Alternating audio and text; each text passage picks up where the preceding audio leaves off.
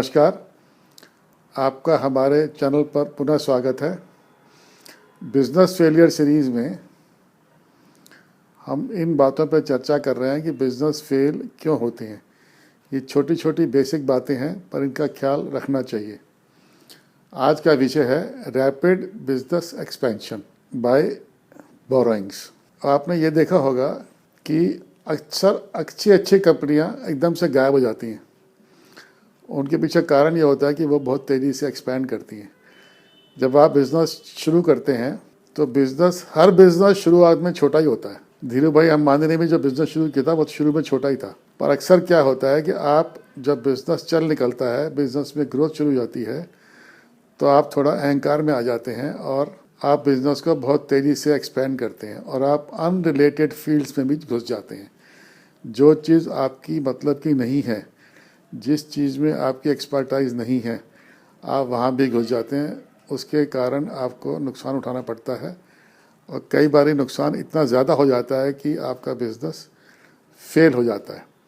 इसका मैं एग्जांपल देता हूँ। जब हम छोटे थे, इंडिया में नया नया टीवी आया था, बहुत सारे टीवी के ब्रांड्स आए थे, पर कोई खास चले नहीं। सबसे जो टीवी चला ऑल ओवर इंडिया वो चला वेस्टर्न टीवी। अब कुछ ही कह लो क्यों चला, क्या बात थी, पर चला बहुत वो। उन लोगों ने क्या किया, अपने टीवी को अपग्रेड करने की बजाय और फील्ड्स में घुस गए। उन लोगों ने जब काम चल रहा होता है तो बैंक वाले भी लोन देने को तैयार रहते हैं हर वक्त, तो इजी क्रेडिट मिलने लग गया बैंक से। और उन लोगों ने एंट्री कर ली रेडियो में, 2-in-1 में, कैसेट रिकॉर्डर्स में।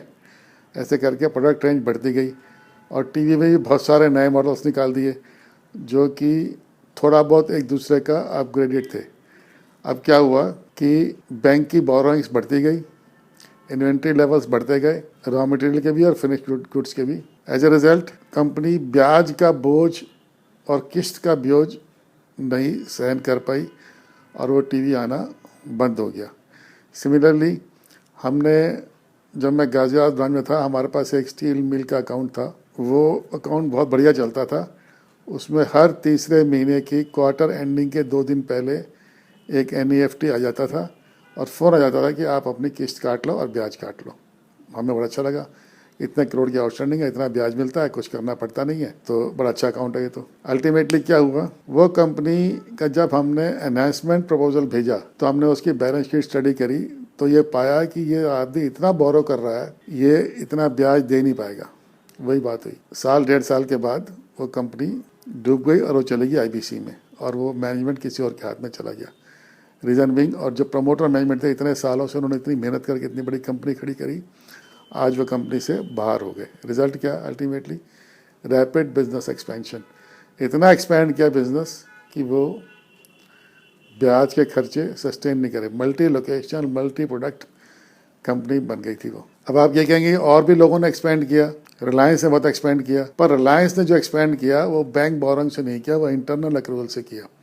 अगर आपके प्रॉफिट्स इतने हैं कि आपको एक्सपेंशन करना या प्रॉफिट्स को एज ए कैपिटल बिजनेस में डाल रहे हैं और आपको वो अलाउ करता है, तो आप बिजनेस एक्सपेंड कीजिए। इसमें हम कोई मना नहीं करते हैं, पर business expansion because of rapid bank borrowings, increase in bank borrowings, वो अच्छी चीज़ नहीं है। आजकल के दिनों में भी बहुत सारी कंपनियां ऐसी हैं कि एक रिटेल कंपनी है, वो भी बहुत एक्सपेंड करी। उसने कई सारी रिटेल कंपनियां अपने अंदर मर्ज कर ली, उसने कई सारे नए फील्ड्स पे एंट्री कर दी, वो क्रेडिट कार्ड में भी आ गए, अपने इन हाउस ब्रांड भी डेवलप कर लिए, उनके अपने ब्रांड्स आने शुरू हो गए। तो ऐसा लगा कि ये रिटेलिंग का किंग बन जाएगा। पर अल्टीमेटली क्या होता है कि और लोग भी खाली नहीं बैठे होते हैं। जो आपके कंपिटिटर्स हैं वो भी कुछ ना कुछ कर रहे होते हैं और कहीं ना कहीं आपको नीचे लाने की कोशिश करते रहते हैं। वही बात हुई, अब वो कंपनी जो है दूसरों से नेगोशिएट कर रही है कि हमें कोई टेक ओवर कर ले और हमारे बैंक के लोन चुका दे। तो ये rapid business expansion, high inventory levels. जब बिजनेस एक्सपैंड करता है तो आपको बहुत हाई इन्वेंट्री लेवल्स मेंटेन करने पड़ते हैं। उधर सोर्सिंग के भी बहुत सारे गोडाउन में भरे रहते हैं हर वक्त। तो ये सब चीज़ें अवॉइड करनी चाहिए, तभी एक बिजनेस सस्टेन कर पाता है। नहीं तो एक बिजनेस एक लाइफ साइकिल में ही बनता है, बढ़ता है, अपने शिखर पर पहुंचता है और फिर नीचे आ जाता है।